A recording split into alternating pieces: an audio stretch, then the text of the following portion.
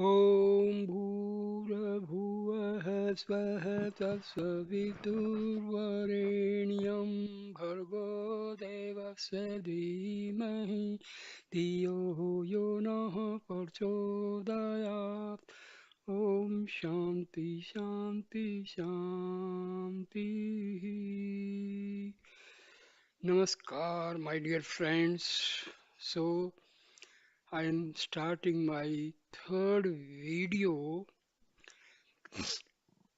talking about Final Talks, a book written by Annamalai Swami, a very important piece of teachings of Maharshi Ramana and Annamalai Swami. It is very good for those who are interested in self inquiry.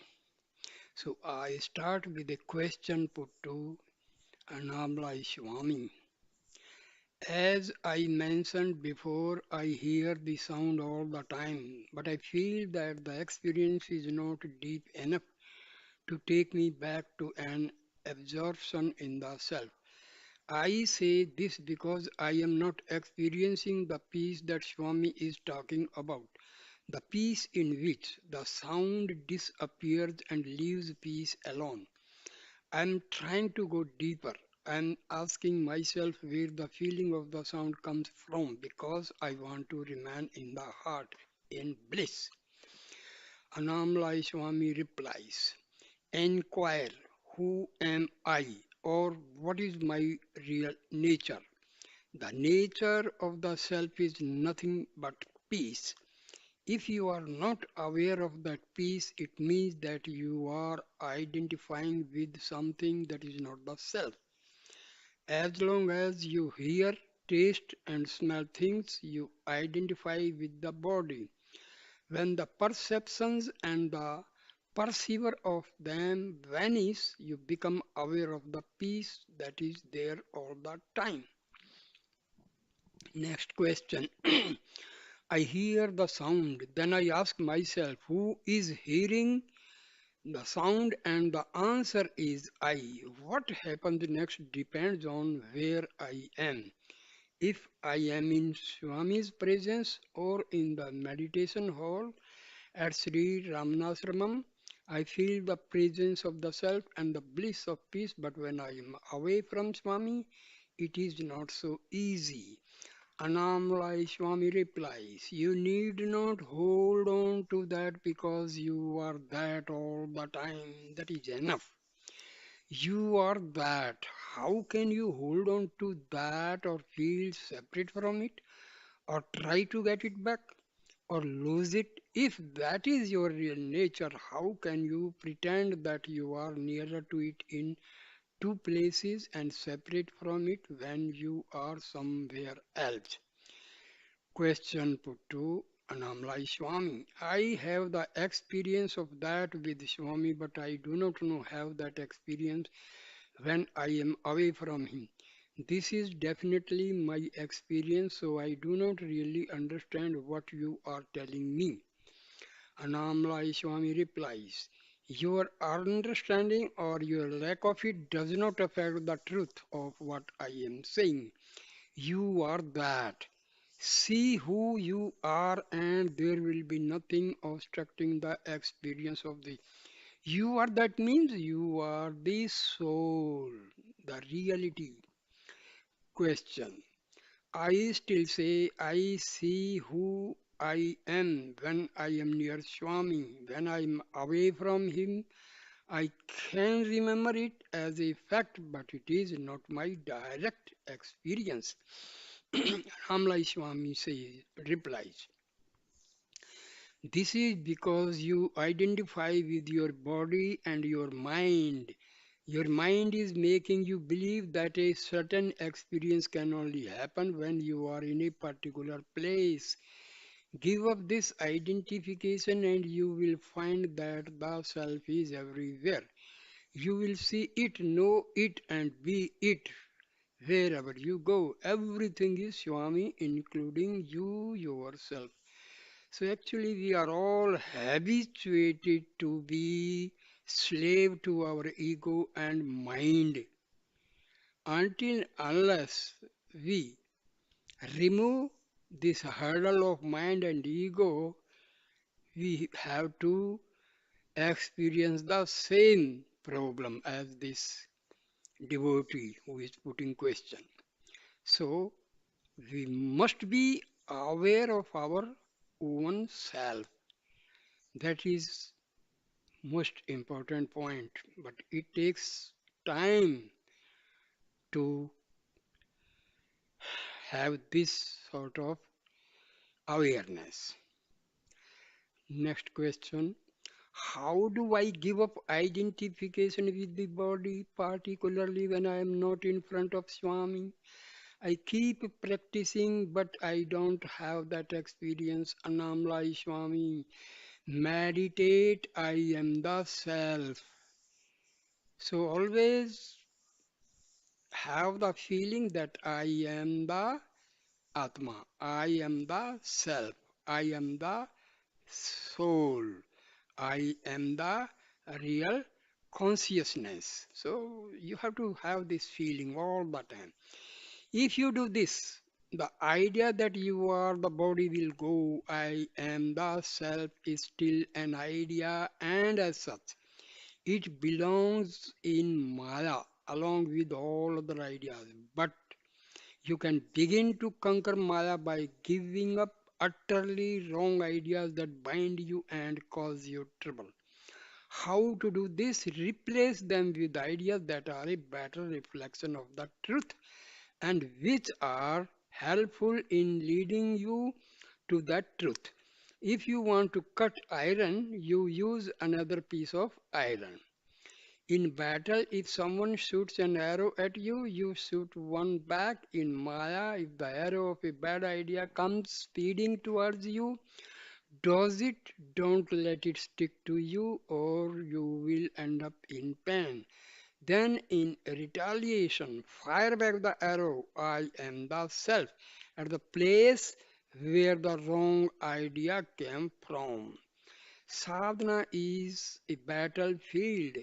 You have to be vigilant. Don't take delivery of wrong beliefs and don't identify with the incoming thoughts that will give you pain and suffering. But if these things start to happen to you, fight back by affirming, I am the self, I am the self, I am the self. These affirmations will lessen the power of the I am the body arrows, and eventually they will armor plate you so successfully the I am the body thoughts that come your way will no longer have the power to touch you, affect you, or make you suffer. This fight all takes place within Maya because in reality you are peace and peace alone. But while you are suffering in Maya, you can use these thoughts as a means of ultimately conquering it. See, I am the body.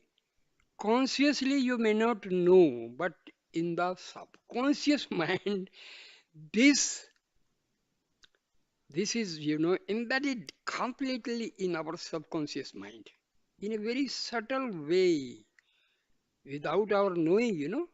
I am the body idea is the foremost idea, foremost thought. We may not know it consciously, but unconsciously it is all the time present, and this is the most difficult problem. Next question. To remain as myself, to have this awareness, I am the self. Is it enough that I merely hear the sound because I do hear it everywhere? Annamalai Swami. If it is constant, it will be enough. If you don't forget your real self, that will be enough.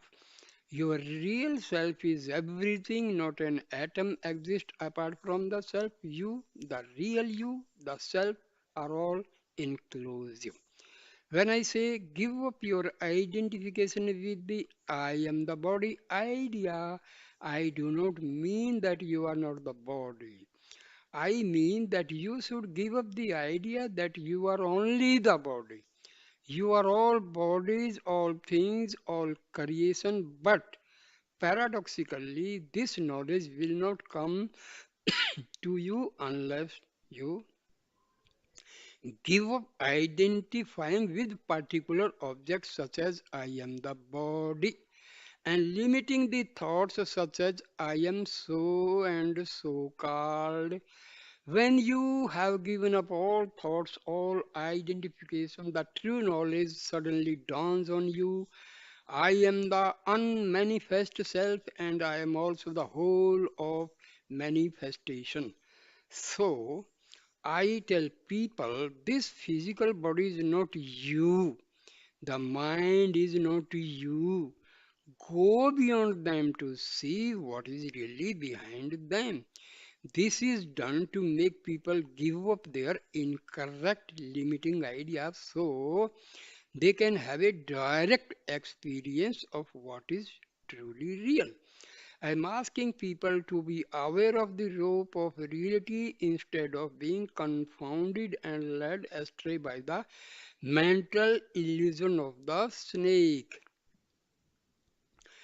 Question. This I thought seems to vibrate at the same speed as the sound and the feeling of I. So when I think I, it reminds me of the sound. This seems to happen by itself. But afterwards, I need to think I to remind me of this vibration that is going on.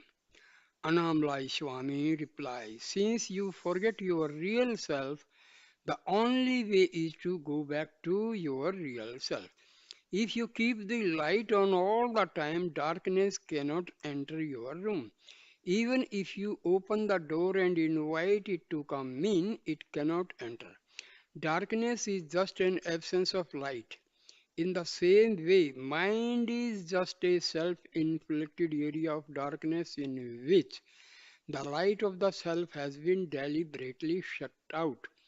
You live in the darkness by insisting on believing ideas that have no validity, and you live in the light of the self when you have given up all ideas, both good and bad.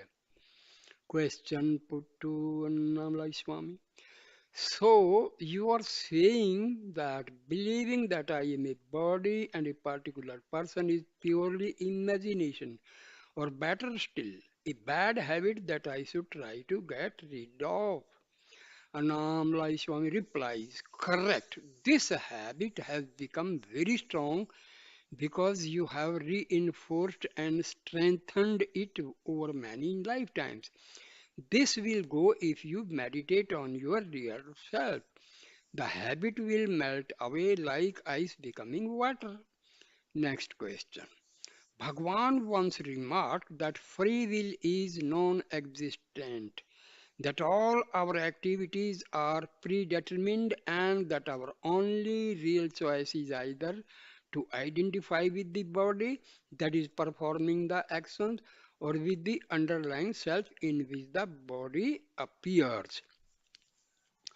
Someone once said to him, if I drop this fan, will that be an act that has always been destined to happen in this moment?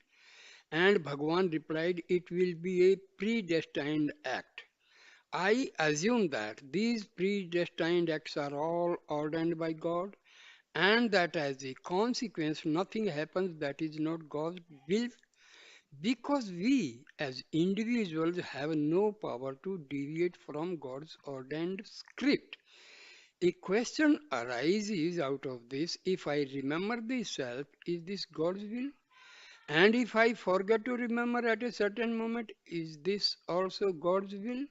Or taking my own case, if I make an effort to listen to sound I, is this God's will or is it individual effort? Annamalai Swami replies, forgetfulness of the self happens because of non-enquiry. So I say, remove the forgetfulness through enquiry. Forgetfulness or non forgetfulness is not a part of your destiny. It is something you can choose from moment to moment. That is what Bhagwan said. He said that you have the freedom either to identify with the body and its activities, and in doing so forget the self, or you can identify with the self and have the understanding that the body is performing its predestined activities animated and sustained by the power of the self. If you have an oil lamp and you forget to put oil in it, the light goes out. It was your forgetfulness and your lack of vigilance that caused the light to go out. Your thoughts were elsewhere, they were not on tending the lamp. In every moment, you only have one real choice to be aware of the self or to identify with the body and the mind. If you chose the latter course, don't blame God or God's will or predestination. God did not make you forget the self. You yourself are making that choice every second of your life. Annamalai Swami. A question put to Annamalai Swami. In Swami's book, someone asked him, I am making decisions, but I don't feel that I am making these decisions. It is just my destiny or divine will. You answered him by saying that this was correct, but now you are saying that whether or not one does self inquiry is nothing to do with destiny at all. Annamalai Swami, the self is always present. Nothing obstructs your awareness of it except your self inflicted ignorance. Our efforts, our sadhana are directed towards removing this ignorance. If this ignorance is removed, the real self is revealed. This revelation is not part of destiny. Only the other bodily activities are destined. Okay. Next question. So my inner life is my own responsibility. I cannot blame Bhagwan if I am not remembering myself. Annamalai Swami replies. Bhagwan is always present inside you and in front of you. If you don't cover the vision of Bhagwan with your ego, that will be enough. The ego is the I am the body idea. Remove this idea and you shine as the self. That is the only thing you need to do in this life. The various events of your life, all the things that are going to happen to you, they are all destined. If you don't want them to happen, they will still occur even if you try to avoid them. And if you want things that are not in your destiny, they won't come to you. There is no point worrying about the outer events of your life because you can exercise no control over these destined activities. Your responsibility in this life is to see who you are, not to rewrite your life script. Next question. I can therefore blame God, destiny, or Bhagwan for everything that happens to me in this world. But at the same time, I have to assume responsibility for everything that goes on inside me. Annamalai Swami replies, correct. This Bhagwan you speak of is not a body, a person who existed at some time. All is Bhagwan, all is Ramana. There can be no mistake in following Bhagwan's path because Bhagwan is like an eternal light that is always burning, a grace that is always giving. To be aware of Bhagwan is to be aware of this inner truth. If you are not aware of this Bhagwan, it is your responsibility, not his. He is not hiding from you, you are hiding from him. He does not think that he is separate from you. It is you who believe that you are separate from him. Next question. The outside world is a miserable, confusing place. There is not much going on there that helps us to remember who we really are. Annamalai Swami, yes, you can say that this state of affairs is also Bhagwan's grace, Bhagwan's compassion. You could say that he keeps the world like this as an incentive to go inward. This state of affairs sets up a real choice. If we go outward, there are problems. If we go inward, there is peace. Next question. I want to ask about some other aspect of this that sometimes trouble me. The desire to become absorbed in the self seems to be some kind of vasana. It is still a desire, and to indulge in it implies that I must look for something that I don't already have.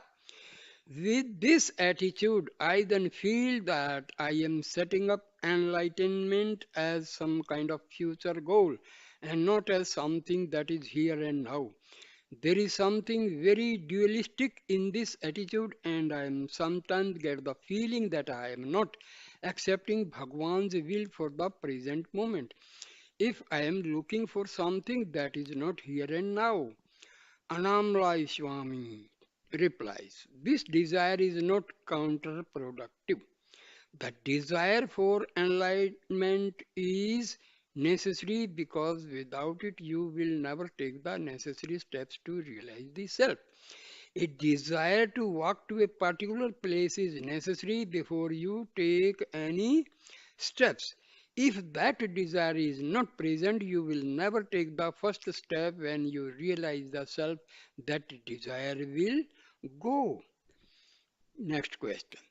Though I know that the self is changeless, it seems to me that my experience of it is different in different moments. Sometimes it is more intense, deeper. The peace and the bliss are felt more intensely at certain times. The mind wants more peace, more bliss. It is not content with merely because or feeling. The aham safurna, the I emanation. Is this creating a problem for me? Is my desire to keep going with my sadhana correct? In each moment, I am having some experience of something that does not change. I am either hearing or feeling the aham sapurna. But always there is this desire to go deeper or to be feeling more peace, more bliss. I am not satisfied with experience I am having. Is this desire to do more sadhana a good desire or is it interfering with self awareness? Annamalai Swami replied, your ultimate need is to get established in the changeless peace of the self. For this, you have to give up all thoughts. If this has happened to you, nothing more is needed. If you are in the real state, there will be no wants, no desire to push on to some other state. In realization, there will be no desire for anything else and no doubt about whether anything is needed. This final state is just peace. There are no desires and doubts there. Question put to Annamalai Swami. I am not experiencing the peace that Swami is talking about. I must therefore need to do something more. Annamalai Swami replies, see who you are. That is the only advice I can give you. You are peace. Be that peace, and there will be no hankering for anything else. Question is put. The problem seems to be asking for that peace, desiring it. Annamalai Swami. The one who is asking is not you. The thoughts that come and go are not you. Whatever comes and goes is not you. Your reality is peace. If you don't forget that, that will be enough. The subject of this conversation is a verse that Bhagwan wrote in 1913. It originally appeared in Sri Ramana Gita and was later incorporated into Ulladu Narpadu Anubandham, the supplement to 40 verses. In the interior of the heart cave, Brahma alone shines in the form of the self with direct immediacy as I enter into the heart with questing mind or by diving deep or through control of breath and abide in the self. Next question says, in Ulladu Narpadu Anubandham, Bhagwan mentions the three paths self enquiry, observation of breathing, and diving within the heart. Could you please say something about this diving? What is, how it happened? Annamalai Swami replies. The result of the following these three paths is the same self-realization. And it can also be said that the three paths are also the same. Although at first sight the description of them makes it sound as if three totally different techniques are being described. Bhagwan said, do self-inquiry, find out who you really are. When you are totally absorbed in this problem, this inquiry will lead you to the self. Some people, though, said that they found this very hard, or they said that this method somehow did not appeal to them. Bhagwan would sometimes tell such people to watch the breath to see where it arose. Bhagwan always maintained that mind and breath arose in the same place, so focusing attention on the source of the breath is really the same as focusing attention on the source of the mind through self-inquiry. The third option is diving within. This is not a separate path, it is just another description of what happens when you follow self-inquiry or when you find the source of the breath through intense observation. Diving within means putting your whole mind on the self. When the one pointed intensity to discover the self is there, diving in happens and mind goes back to its source and merges there. Question. So there is no special method for diving within, it happens by itself. Is this true? Annamalai Swami says, it does not happen by itself.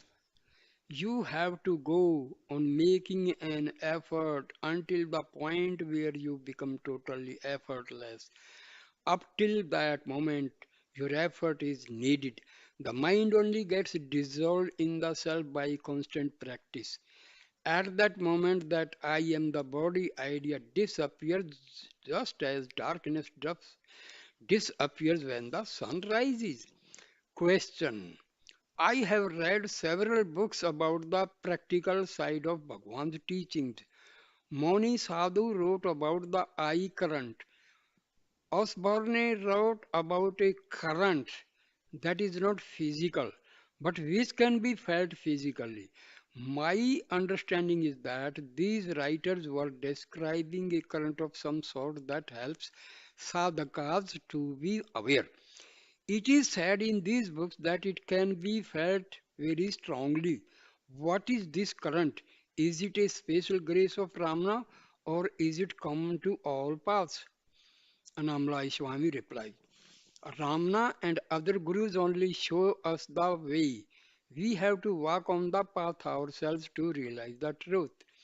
If you want to go to America, having someone tell you where it is and how to get there will not magically transport you to that place. You have to go to the airport and get on the plane yourself. You have to carry out the instructions the Guru has given you until you realize the truth for yourself. Grace takes us to the Guru. Grace shows up the way home by guiding us in the right direction. But we still have to do the work ourselves. Question. My question is not so much about grace itself, it is about this eye current that I have been reading about.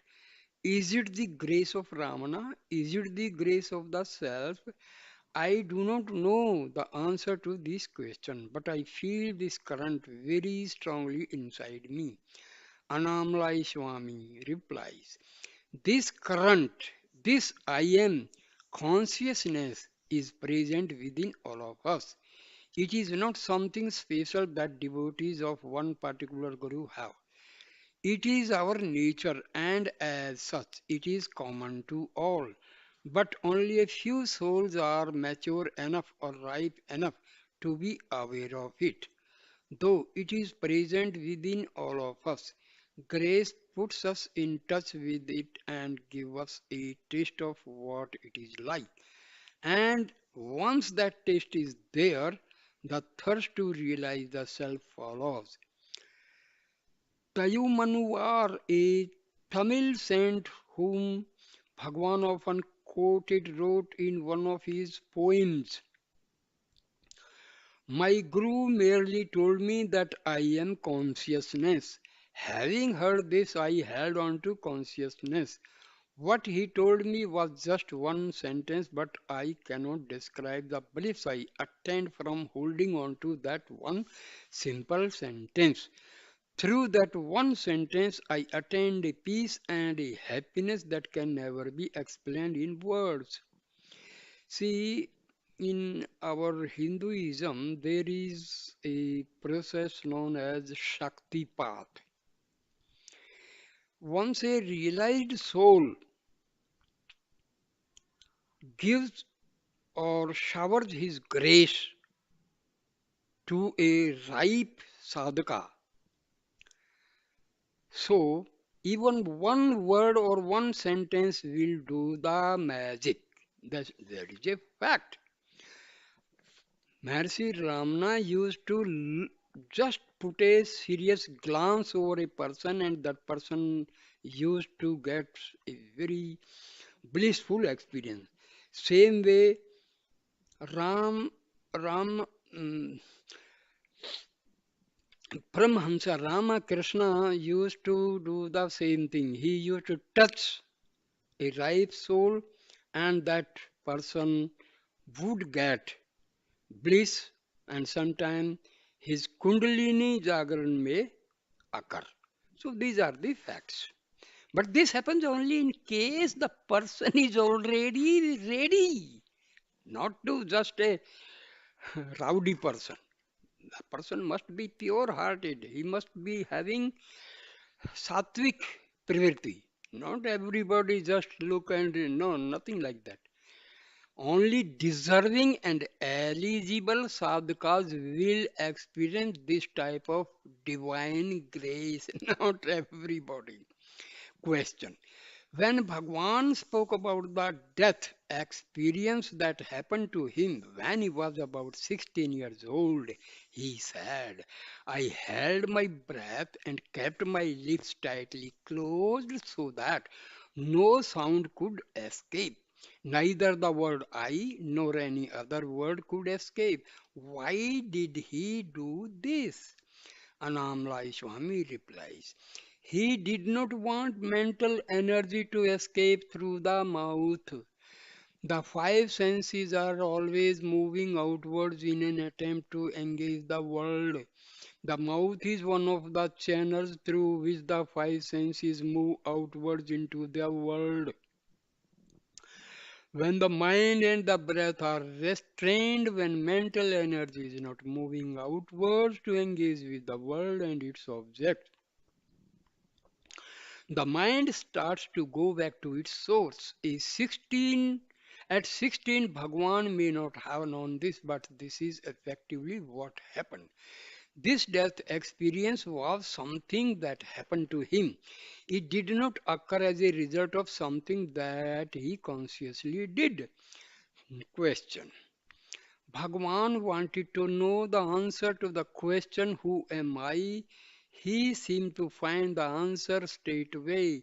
When I ask the question, when I try to find out what the self is, I can reject thoughts that arise as being not me, but nothing else happens.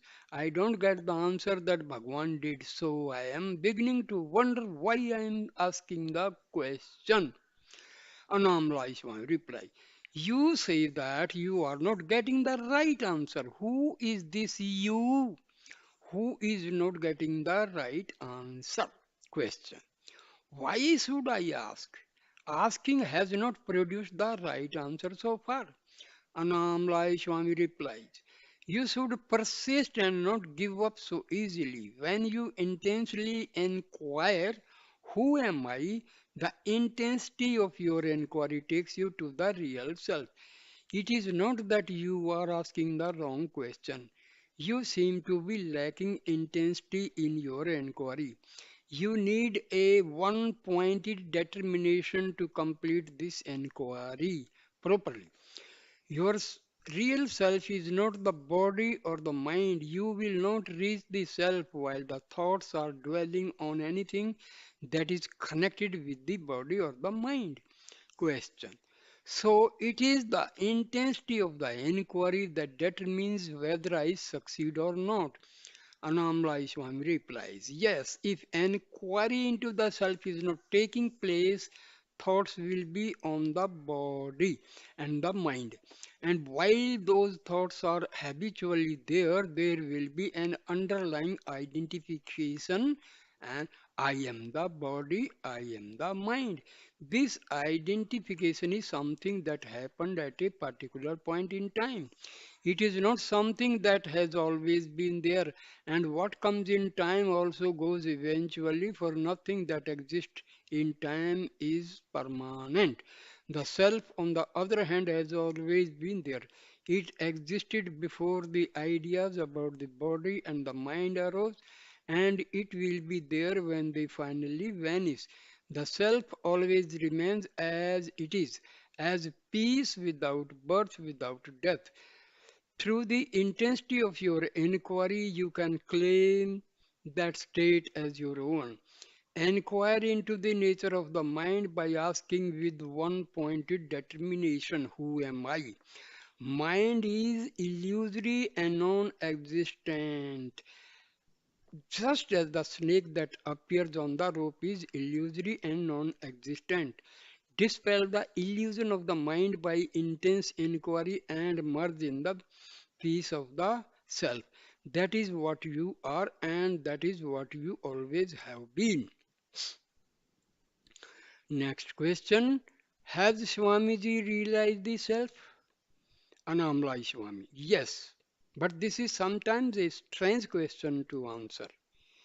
It is like having somebody ask you if you have become a human being. You are always a human being. You did not have to do anything to accomplish it. You are self-evidently a human being, so much so it is strange to field questions about it. Question.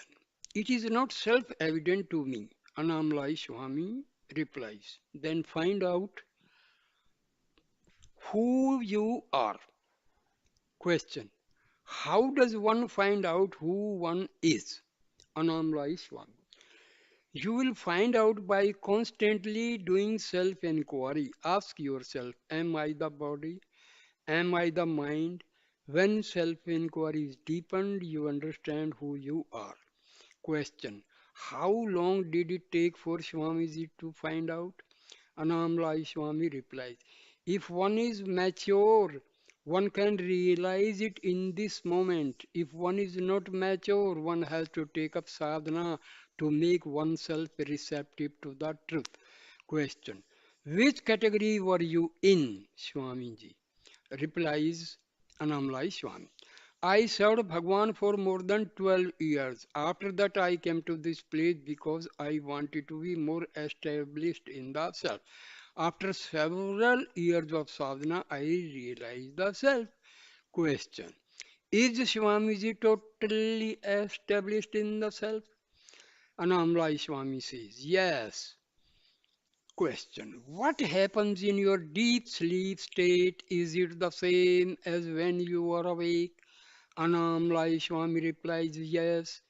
Question. I have heard that when people came close to Ramana Maharshi, they could feel a penetrating peace.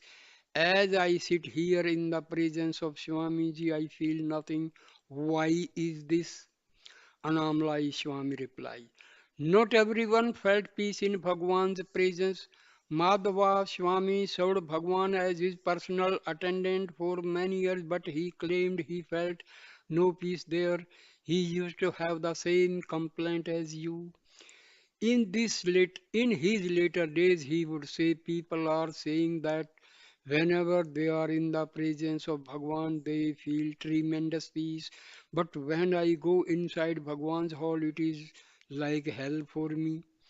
I am telling you this because the answer to your question is whether you feel peace or not in a jnani's presence depends on your maturity. People who are mature are sensitive to the Jnani's presence. Such people will immediately experience peace when they come into the presence of a Jnani. Others have to wait. Birds that are ready to bloom open when the sun's rays falls on them. Those that are not ready have to wait. Question. In other words, is it because of my immaturity that I am not able to feel peace in the presence of Swamiji? Annamalai Swami replies, don't make this kind of judgment about yourself. Don't think that you are not mature. If you hold on to this kind of thought, this will be a hindrance to your realization because the truth is already within you. Question. But Swamiji just said that if a person were mature, he would be able to feel peace in the presence of a realized soul. Annamalai Swami replies, maturity and immaturity belong to the mind. You are not the mind, you are already the self. Question. Are there differences in degree of realization of the self? For example, Ramana was widely acclaimed as a Sadguru. Is your understanding the same as Ramana's? Annamalai Swami replies, you see a big lamp before you. Your own lamp is unlit. So you bring your lamp to the lamp which is already burning. And when you go away from that lamp, you have your own lamp, your own light. Wherever you go from that point on, the light is with you. The state of jnana is the same for all. Anyone who realizes the self is the same state of peace which is beyond the mind. Though the experience of the self is the same in all cases, it is true that some jnanis end up helping a lot of people, whereas others who are equally enlightened may help fewer people. Some jnanis do not reach at all, they live ordinary lives and are rarely, if ever, recognized for what they really are. Water can be in a well or it can be in a lake. It is the same water, but one source can quench more thirst than the other. A small lamp can light up a room, whereas a big one can light up a whole street. Bhagwan was one of those big blazing lights that could light up a large, huge area. He guided and brought light to many people. Question. Swamiji is saying that some jnanis are big lamps and that others are small. Do the small lamps become bigger or do they always remain the same? Annamalai Swami. Whichever light you go to, the light is always the same. This business of the lamps is just an example. What I am trying to say is only a few people have the capacity to guide a large number of people towards the truth. Realizing the truth is one thing, but guiding others towards it is something else. All jnanis are not equally capable when it comes to guiding others. Question. But my question was, do the little lamps become big lamps or are they always destined to be little? A devotee of Annamalai Swami who was clearly irritated by this line of questioning then interrupted and asked, Why are you repeating the question? Have you just come here to test Swami's state? Annamalai Swami replies, this kind of questioning will not help you to realize the self. Questions such as these will disappear if you have a strong desire for realization. Your mind will then not be occupied with such thoughts. You can ask me many questions and I can give you any number of answers. We could go on like this for hours, but neither your questions nor my answers would give you any kind of contentment. Having such questions in your mind will not lead you to an experience of the self. I would advise you to question yourself who is asking the question and who is getting the answer. If you have this attitude towards your doubts and your questions, your quest for their source will lead you to back to the self. In that place, there are no questions and no answers, there is only peace. Question. I want to ask one last question. What is the significance of Arunachala? Last night was full moon.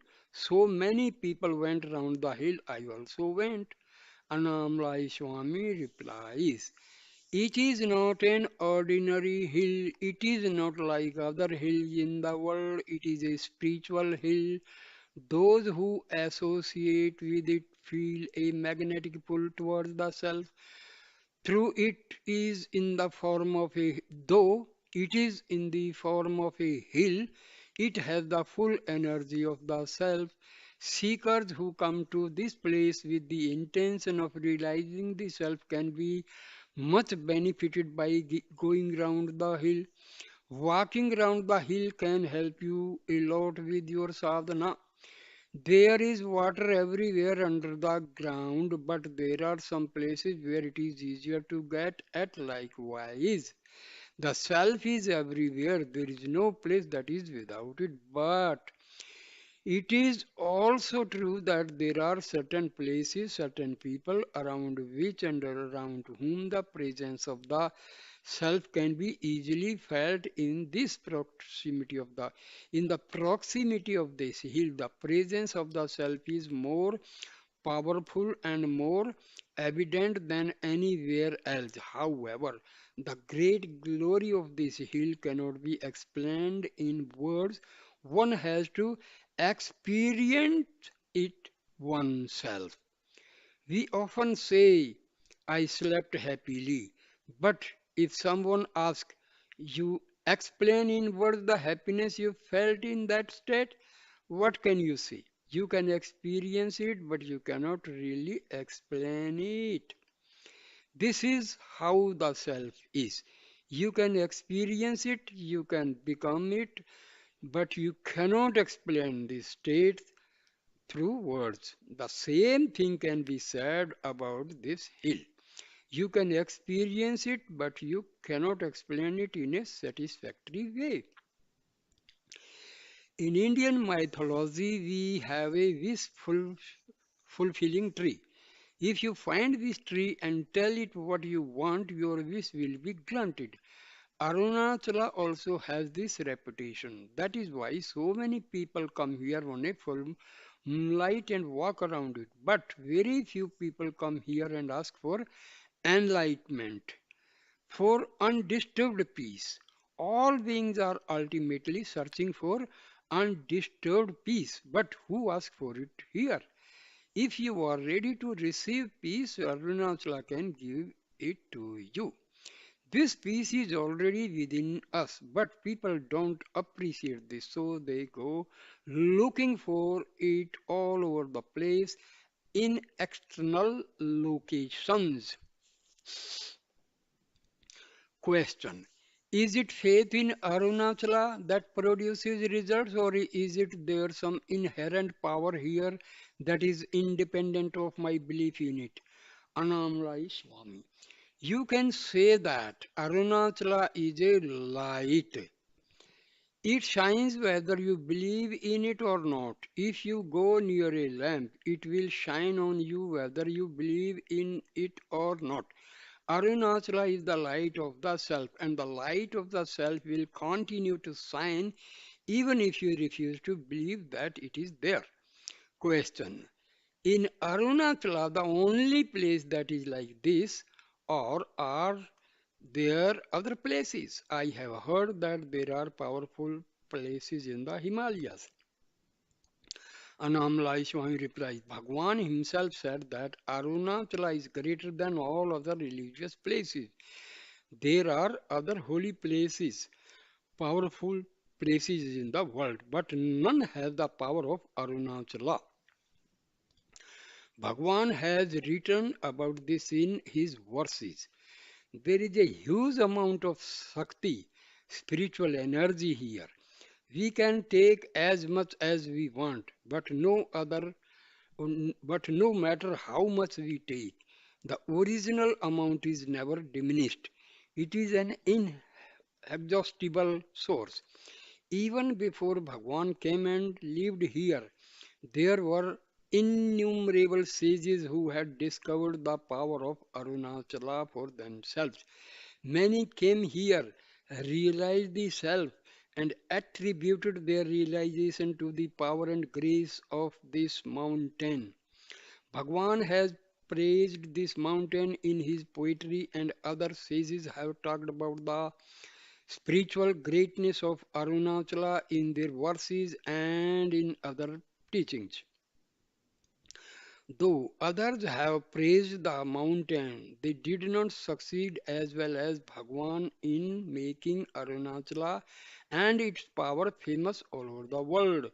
Bhagwan has revealed the secret of Arunachala, which is why so many foreigners now come here. Bhagwan always maintained that the power of this mountain was not a matter of belief.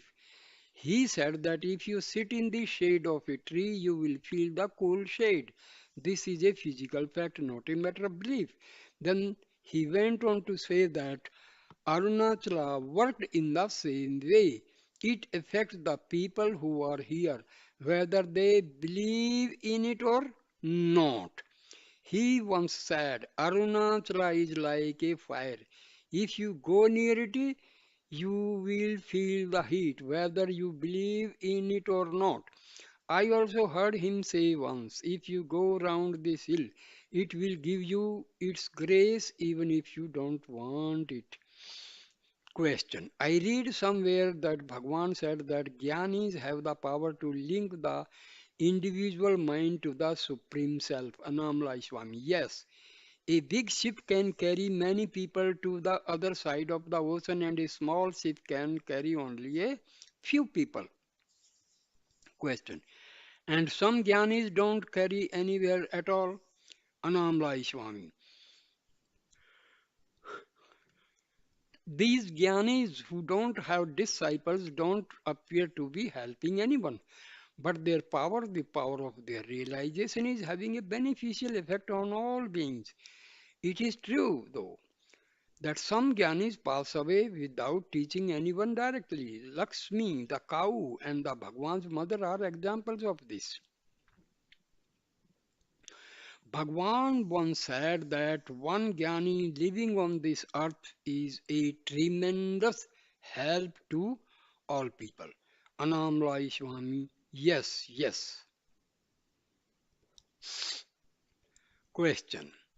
I want to ask Swamiji about his own experience. Was his own experience a single event, an explosion of knowledge, or did it happen more gradually in a more subtle way? Annamalai Swami replies, it was my experience that though through continuous sadhana I gradually relaxed into the self. It was a gradual process. Question. So it is not necessarily something that happens with a big bang. Annamalai Swami replies, it is not something new that suddenly comes. It is eternally there, but it is covered by so much. It has to be rediscovered. Question. But do some people explode into that? I was with a man this morning who claimed to be realized. He came here. Do you remember him? He said he had an experience of exploding into it and that the experience of the self, he says, stayed with him ever since 1982. Annamalai Swami replies, laughing. If he says, I don't know myself, or if he claims, I have known myself, both are statements to laugh at. Because you are that. You can be that, but there is nothing to say about it. If somebody says, I am a jnani, I am an enlightened person, then who is claiming that? Question. Yes, exactly, very good. Can I ask another question about my inquiry? I have been having small little glimpses, especially during sleep, of having no thoughts. There have been other glimpses in the most unlikely places. In Lucknow, which is a big, big city, with people yelling and screaming everywhere. I was cycling down a crowded street when I suddenly felt the peace of the self that was underlying everything. I could feel the self, or at least it was an experience that I thought I must have been the self.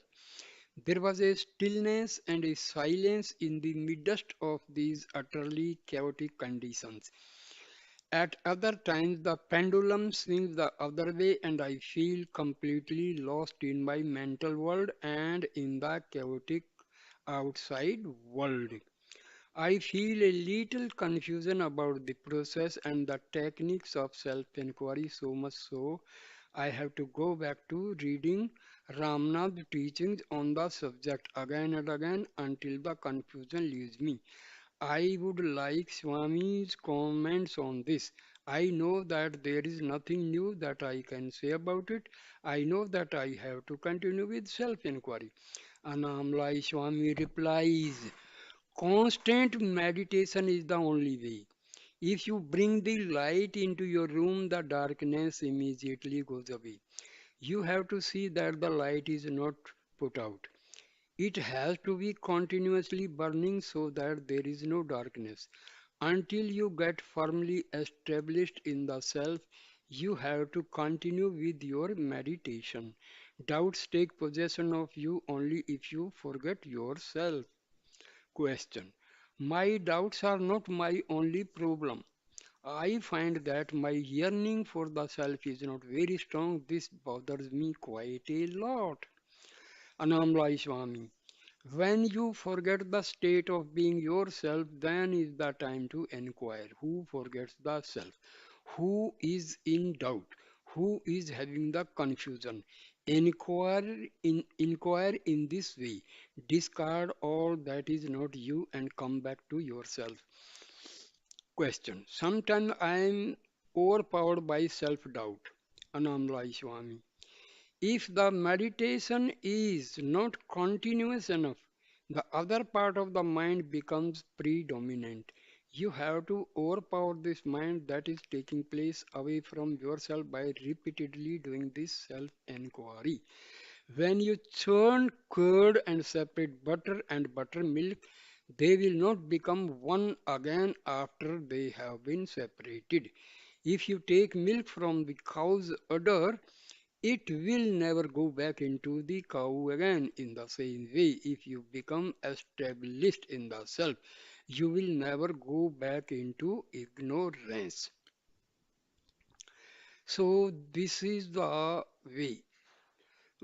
Question. When I do have these self doubts, the yearning or the desire to know myself does come quite strongly, but at other times it is not there so strongly. What do you think about this?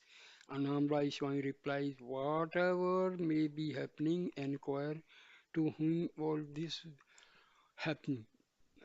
Whatever may be happening, inquire to whom is all this happening. Do this and go back to yourself, which is peace.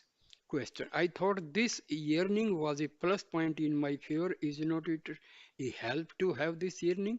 Anamrai Swami. If the intensity to know yourself is strong enough, the intensity of your yearning will also take you to the self.